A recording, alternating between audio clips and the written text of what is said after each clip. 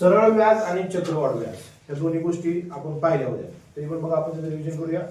बघा सरळ व्याज म्हणजे काय असतं, तर समजा 1,00,000 रुपये एका वर्षाचे गुंतवले, बरोबर आहे, किंवा कर्ज म्हणून घेतले, तर जी वाढीव रक्कम असते ना त्याला व्याज म्हणायचं, बरोबर आहे. म्हणजे जर समजा आपण 1,00,000 रुपये बँकेत एफडी म्हणून ठेवले, फिक्स्ड डिपॉझिट म्हणून 1 वर्षात ठेवले, तर आपल्याला बँक काय 1,00,000 रुपये नुसती देणार आहे का, मुद्दल देणार नसती, तर काहीतरी वाढीव रक्कम देईल, 6,000 7,000 8,000, जसं त्या बँकेचा दर साल दर शेकडा काय दर असेल त्या दरानुसार ते आपल्याला काय देईल, व्याज देईल. म्हणजे वाढीव रक्कम असते तिला सरळ व्याज म्हणायचं. कळलं? मग चक्रवाढ व्याज आणि मग सरळ व्याज यामध्ये काय फरक आहे, किंवा त्यामध्ये नेमकं दोघांमध्ये काय फरक आहे नेमका सरळ व्याज आणि चक्रवाढ व्याजामध्ये, लक्षात तुमच्या येते का? बघा तर मी तुम्हाला सांगतो. बघा सरळ व्याज म्हणजे काय, बघा तुम्हाला जसं मी आता सांगितलं, म्हणजे रक्कम ठेवली असेल किंवा कर्ज म्हणून रक्कम काढली असेल, तर त्याच्या मोबदल्यात एक तर आपण रक्कम काढली असेल, तर समजा 1,00,000 रुपये काढले, तर बँकेला काय 1,00,000 रुपये परत करणार आहे का? कारण का बँक काय फुकट पैसे वापरायला देणार का? नाही, बरोबर आहे. तर त्या मोबदल्यात ती काहीतरी आपल्याकडून रक्कम घेणार आहे, जादाची रक्कम घेणार आहे. मग ही जादाची रक्कम आहे किंवा आपण बँकेत ठेवली, मग काय सांगितलं, तर त्या बदल्यात काय बँक पण आपल्याला काय पैसे देते. ही जी वरची मिळणारी रक्कम असते, मुद्दल सोडून जी एक्स्ट्रा मिळणारी म्हणजे जादाची मिळणारी रक्कम असते, तिला व्याज असं म्हणायचं. मग चक्रवाढ व्याज आणि सरळ व्याज यामध्ये काय फरक आहे, तर आपण ते पाहूया. बघा एक उदाहरण देऊन तुम्हाला सांगतो, किंवा एक थोडंसं बघा तोंडी सांगतोय. बघा जर समजा आता मी तुम्हाला जसं सरळ व्याज सांगितलं, सरळ व्याज कळलं तुम्हाला. आता चक्रवाढ व्याज कसं असतं बघा, 1 वर्षाचं मिळणारं व्याज, 1 वर्षाचं मिळणारं व्याज आणि मुद्दल या दोघांवरती मिळणारं व्याज त्याला म्हणायचं चक्रवाढ व्याज. लक्षात.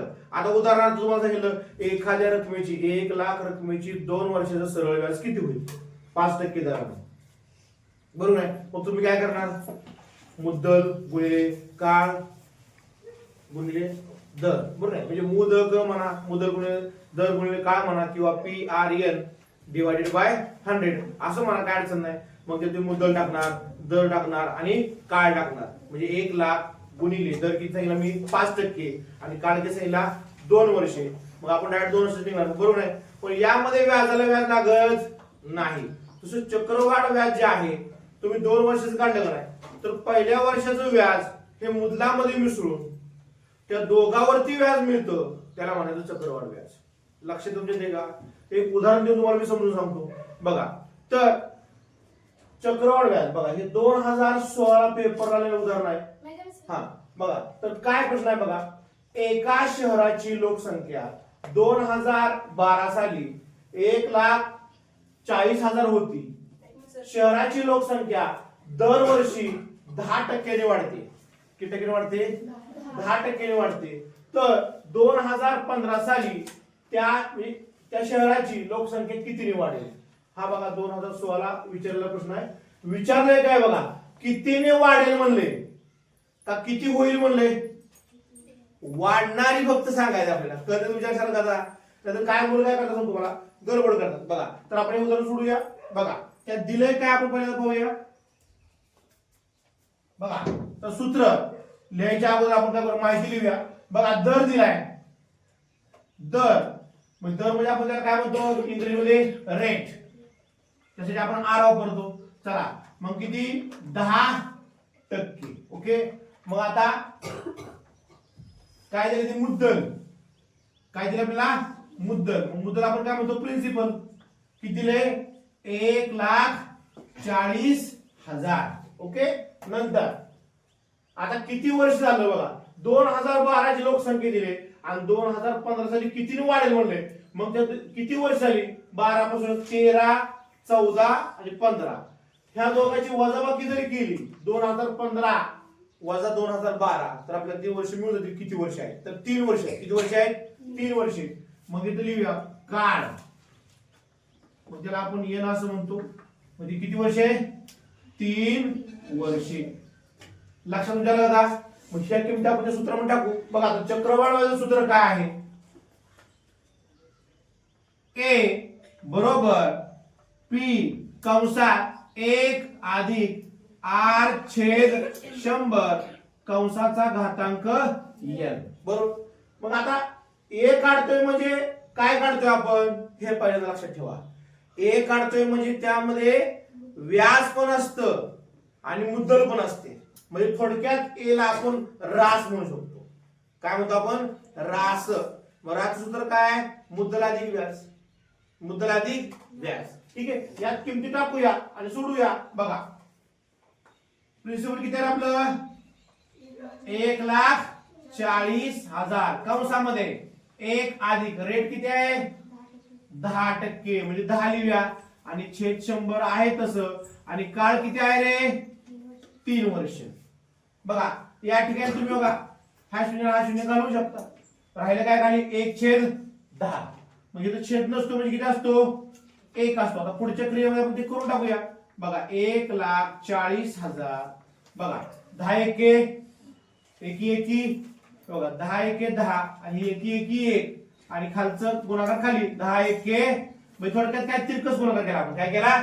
तिरकस गुणाकार. आणि कंसाचा घातांक 3. बघा परत नंतर 1,40,000 कंसामध्ये 10 आणि 1 11/10 कंसाचा घातांक 3. आता यांचा घन करत बसायचं नाही. हे 3 घातांक 3 आहे ना, मग हा पूर्णांक 3 वेळा लिहून टाकायचा गुणाकारामध्ये. बरोबर आहे. म्हणजे एखाद्या संख्येचा घन करणे म्हणजे काय करणार आहे? त्या संख्येचा 3 वेळा गुणाकार करणे. बरोबर आहे. मग बघा 1,40,000 गुणिले 11/10 गुणिले 11/10 गुणिले 11/10. कळलं काय केलं? फक्त त्याचा घात म्हणजे घन न करता ते 3 वेळा आपण मांडलं. बघा आता 1 2 3 छेदामध्ये 3 शून्य घालवले. मग अंशामध्ये पण घालूया 1 2 3. ओके. आता काय राहिलं सांगा मला? 140 गुणिले आता खाली काय 1 राहिले बघा, लिहायची गरज नाही. 11 गुणिले 11 गुणिले 11. मग 11चं घन 1331. आला समजा. मग बघा आता यांचा गुणाकार करूया. मग गुणाकार करताना हा शून्य आलाय, तो पहिल्यांदा पुढून हा असा इथे शून्य लिहून टाकूया. आता फक्त 14 ने गुणूया. 14 एके 14 14 त्रिक 42 42 आणि 1 43. हा 4 4 14 त्रिक 42 आणि 4 हा 4 4 14 एके 14 आणि 4 18.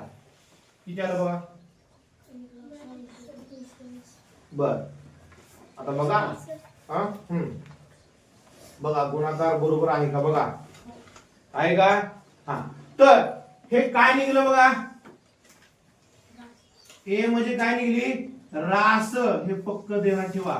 आपल्याला काय रास विचारलेली नाही. त्याने असा प्रश्न नाही विचारला आपल्याला की 3 वर्षानंतर किंवा म्हणजे 3 वर्ष मी म्हणतो आपल्याला काढले आपण म्हणजे 2015 साली एकूण लोकसंख्या किती होईल असं म्हणलंय का?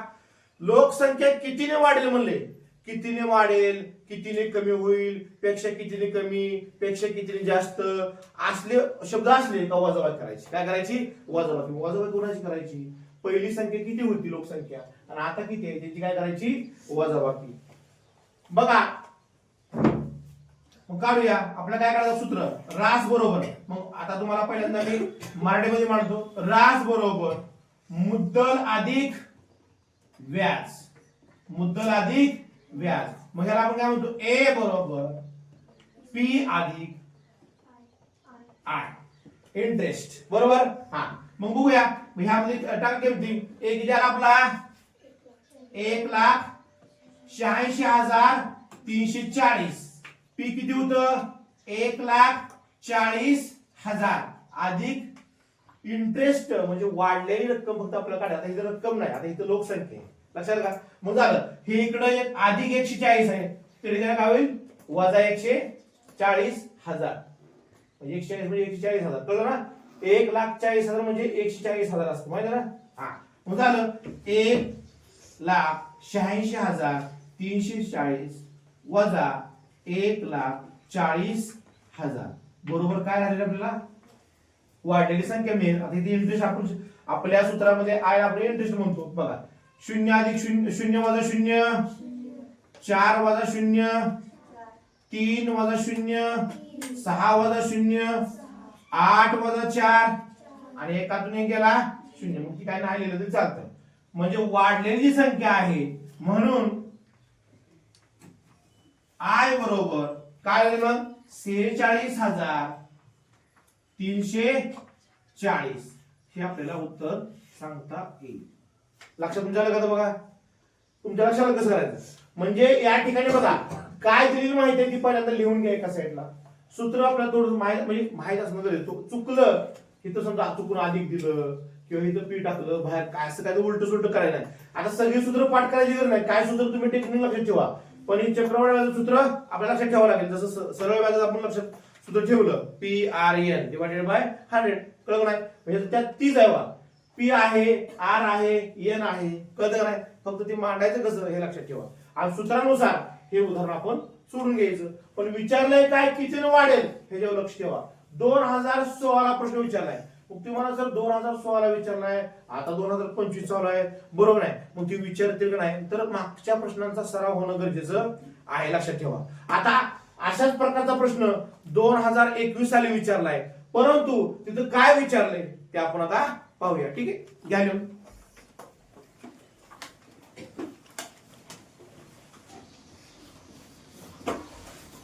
दुसरं उदाहरण बघा 2021 साली विचारले. आता बघा आता जस्ट आपण उदाहरण पाहिलं 2016 साली काय विचारलं, सेम प्रश्न फक्त बदल काय झालाय बघा. लोकसंख्या किती होती म्हणले का आता वाढेल म्हणलंय का. आता डायरेक्ट आपल्याला काय विचारलंय लोकसंख्या किती होईल. म्हणजे आपल्याला काय सांगा बरं. आता काय काढावं लागेल, आय काढावं लागेल का ए काढावं लागेल. ए काढावं लागेल म्हणजे काय काढावं लागेल रास म्हणजे मुद्दल अधिक व्याज. या ठिकाणी पहिली लोकसंख्या आणि वाढलेली लोकसंख्या हे आपल्याला या उदाहरणामध्ये काढावं लागेल. हे आपल्याला समजलं पाहिजे. बघा उदाहरण काय दिले, एका शहराची लोकसंख्या दरवर्षी 5% ने वाढते. 2012 साली त्या शहराची लोकसंख्या 1,20,000 होती, तर 2015 साली त्या शहराची लोकसंख्या किती होती. 2021 साली बघा साल पण तेच आहे, लोकसंख्या फक्त बदलली आहे, प्रश्न तोच आहे, टाईप तोच आहे का नाही. मग 2016 साली आपण सोडवलं, आता 2000 किती सोडवतोय 21 प्रश्नामध्ये लय बदल आहे का, म्हणजे तीच पद्धत आहे, फक्त काढाय काय सांगितलंय 2016 साली वाढलेली किती आणि आता विचारलंय एकूण किती. कळलं नाही. म्हणजे पहिली पण संख्या आणि वाढलेली संख्या म्हणजे आपल्याला ए विचारलाय, पुढली आपली क्रिया करायची गरज नाही. आता उदाहरणामध्ये काय काय दिलंय ते आपण पाहूया. बघा आपल्याला पहिल्यांदा टक्के दिलाय म्हणजे रेट दिलाय. आर बरोबर किती आहे रे 5% बरोबर आहे. आता बघा नंतर पी दिलाय प्रिन्सिपल म्हणजे किती आहे 1,20,000 आणि आपल्याला काळ किती 12 ते 15 आताच काढला आपण, किती वर्ष काळ होते मग तो 3 वर्ष काळ होते. मग आता सूत्र लिहून टाकूया आणि त्यामध्ये ते सोडूया आपण. बघा ए बरोबर कोण सांगितलं सूत्र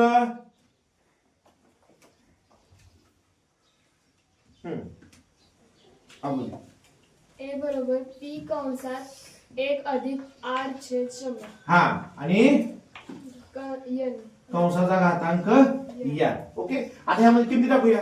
आता पी बरोबर काय आहे रे 1,20,000 अधिक रेट किती आहे 5 छेद 100 कंसाचा घातांक काळ किती आहे 3 वर्षे. मग बघा या ठिकाणी तुम्ही याला भाग लावू शकता. पर्यंत 5 एके 5 दुनी आणि 0शी 0 म्हणजे कंसात काय राहिलं बघा 1 अधिक 1 छेद 20. आता इथं छेद नसतो म्हणजे किती असतो 1 आणि तिरकस गुणाकार करून घ्यायचा. बघा 20 एके आता पहिल्यांदा बघा 20 एके 20 अधिक 1 एकी 1 आणि खाली 20 एके 20 छेदामध्ये आणि कंसाचा घातांक 3.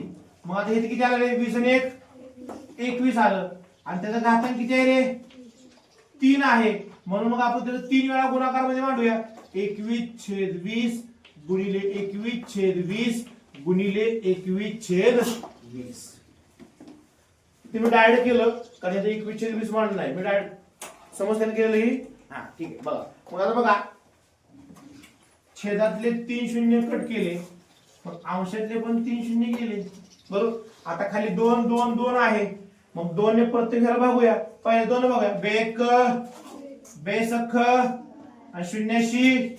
आता दुसऱ्या 2 भागूया बेक बेत्रिक शून्याशी परत तिसऱ्या 2 न भागूया बेक बेक उरला 1 घेतला 0 बेपंचे म्हणजे आता वर किती उरलं रे मग 15 गुणिले आणि 21 चा घन मग किती आहे सांगा मग आता 21 चा घन 21 चा वर्ग किती येतो 441 असं आपण पाठ ठेवायचं मग आधी वर काढायचं आणि मग 21 गुणूया बघा